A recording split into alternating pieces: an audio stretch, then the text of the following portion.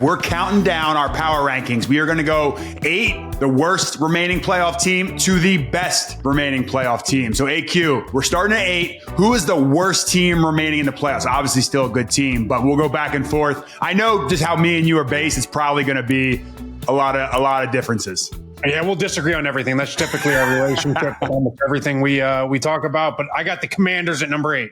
Ooh, all right. I have the Texans. I think they did have a chip on their shoulder last week. I wasn't as high on the Chargers as everybody else was. I didn't think they had a legitimate receiving threat. Texans defense is good, but their offense, I still have a lot of question marks about that offensive line. Yeah, and I'll stick with the same exact sentiment. I mean, I actually really like this Washington team, and I actually liked their group the whole year, but they could not run the ball at all on the Buccaneers. And I know the Buccaneers got a good defense, but everybody has a good defense come playoff time. So I take it your 7 is flip with my 8. Yep. Yeah. And I had the Washington Commanders there. I mean, that was one of my biggest concerns. I thought you'd be able to get Jaden Daniels on the edge a little bit more and find some holes. That Buccaneers team is really good. It was a great game. Probably the best wild card game, right? I mean, we talked about this beforehand. Going into that game, the Buccaneers and the Rams were the two teams I had that nobody wanted to see get into the playoffs. They both get in. The Buccaneers lose. The Rams are still in it. I'm feeling good about the Rams. We'll get there, though. All right, so we're the bottom tier, Commanders and Texans, whichever way you want to shake it. This is where things are probably going to start to get juicy. Who do you have at 6? Yeah, you're going to hate this. I got the Philadelphia Eagles at number 6. Okay, hold on. They're the most talented team. Can you give me that? Hands down. They're not playing well as a team. Is that your take? Yeah, I just don't think their offense has been playing up to par. I think Jalen Hurts, I just don't think he's the guy. I think whenever he has to go win it, which he's going to have to go win it in the playoffs, I don't think he is going to be able to do that. And in the playoffs, this first game, I don't think he looked good. I mean, there was numerous plays where, people want to argue that guys weren't open. Guys were there. He just didn't make the plays. All right, let me find my inner piece because I think I had the Eagles a little bit higher. I'm going Rams. The reason I'm going Rams, I think they limped into the playoffs. Now, we called this. I think me and you called the Rams to make it out of the NFC West. We also probably predicted the Niners, who I still think is a great team, just crap the bed down the stretch. But I think the Rams still have to prove against a great defense in the Philadelphia Eagles this week if they are true contenders. So I'm going to go Rams at 6. You're going Eagles at 6. All right, I'll start this one off. I'm going 5. I'm going to go Bills at 5. My biggest concern with the Bills is their run defense. I'm very nervous about the Bills' run defense. You get a bully in there like the Ravens that are coming to town, makes me very, very nervous about this Bills team. Obviously, look, we're in the top 5. All these teams are very, very good. We're splitting hairs. I got Bills 5. What about you? I got the Rams. I love this Rams team. I love Matthew Stafford. I love Sean McVay and his ability to call games. I think they did exactly what they knew they were going to do. They knew, hey, we just got to get our guys healthy, get us into the playoffs. And they knew they were playing a 14-3 Vikings team, and they dominated that game. Dominated. How about that young D-line? Defense was unbelievable. 9 sacks. Incredible game from them. Offensively, Stafford started the game 9 for 9. Ridiculous. They run duo down your face, and it's not going to get you 25 to 50-yard gains like you're going to see whenever Philly breaks them out, but you're getting 6, you're getting 5, you're getting 4, you're leaning on them, you're wearing on them, and it sets up their play action. Love this Rams team. Who do you got at 4 then? Yeah, our final 4. I got the Kansas City Chiefs, and the reason why, I just don't think their offense is what it's been in years past, and here's exactly why I don't think that, is because the same issue they faced in 2020, and granted, they made it to the Super Bowl in 2020 and lost to my Tampa Bay Buccaneers, but the reason they lost is subtle flex. You got the ring. Maybe put the ring on later. It's somewhere. Yeah, we'll put it on sometime. But it's as big as his head, folks. It's literally as big as AQ's head. All these diamonds, but that's another story. It's because of the tackles and the tackles only. I just think their interior 3 is as good as any interior 3, but the issue is going to be the edge rushers in this year's playoffs are going to eat. They're going to get after the quarterback. And you got Joe Tooney out there with the same size arms that AQ Shipley has. And he's going to try and block. I'm with you, brother. And he's going to try and block Danielle Hunter. Don't like it. All right. So you got Chiefs at 4. I had the Philadelphia Eagles at 4. I like what I saw out of the run game. I will say the Green Bay Packers defense came to play. They played physical. Jordan Love let that Green Bay Packers team down. If he was a little more consistent and didn't throw terrible interceptions, the second one in particular, I think the Packers could have hung around and potentially been in that game. They missed a field goal. So the Eagles made me really nervous. Nick Sirianni did coach a really good game, so I will give him his props. I know he's been catching a lot of slack. I'm going Eagles 4.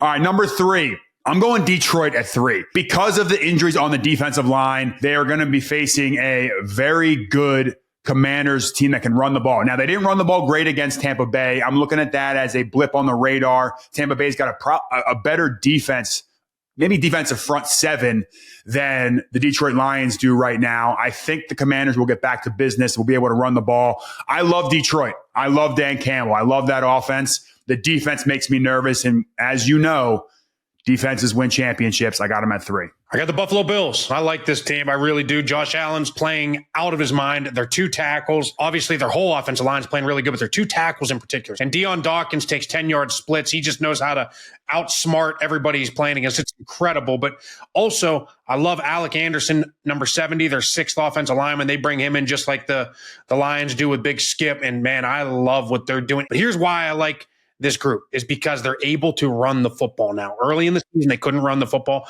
Now they're getting 100 yards a clip. James Cook is that finisher in the red zone, which a lot of teams struggle down in the red zone. You have Josh Allen, you have James Cook. Yeah, I mean, look, we're splitting hairs here, but that run defense makes me nervous because my number 2 team is coming to town.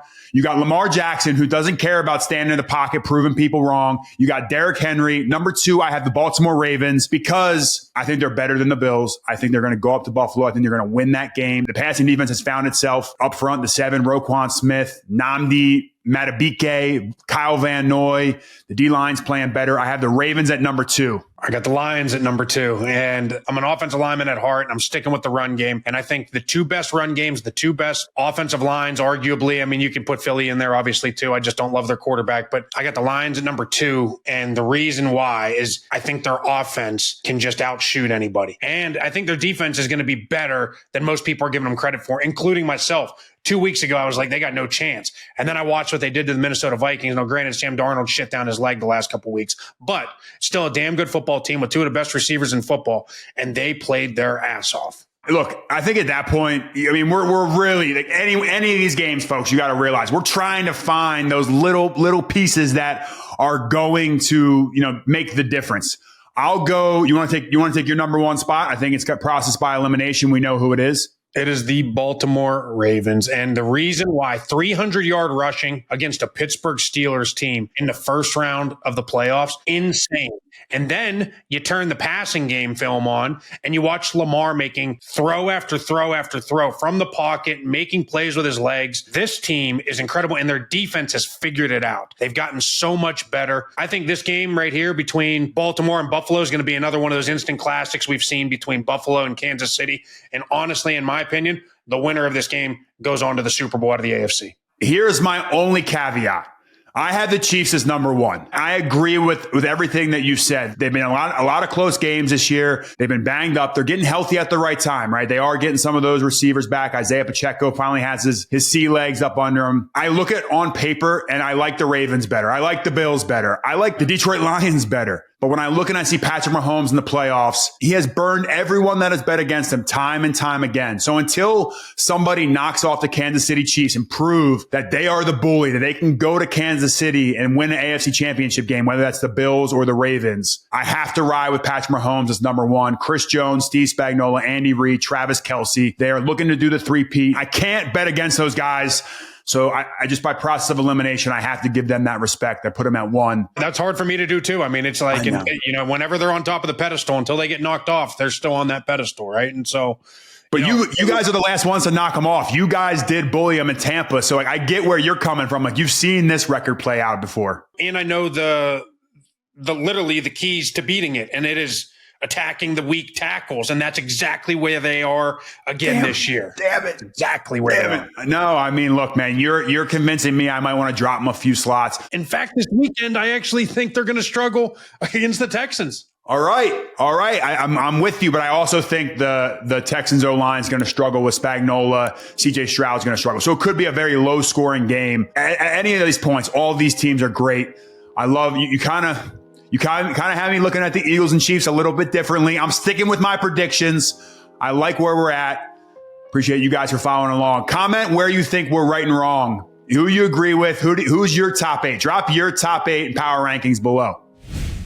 In football, every game means more during the playoffs, and you can start your own personal playoffs on Underdog, where you could cash in on touchdowns, interceptions, yards, or more. All you have to do is pick higher or lower, and you could take home up to 1,000 times your money if you get your picks right. It's that simple. Millions of fans have already won billions of dollars making picks. Sign up for Underdog today using promo code POCKET, capital POCKET, and you'll get a free pick as a part of your first cash entry plus up to $1,000 in bonus cash when you deposit. Again, that's promo code POCKET.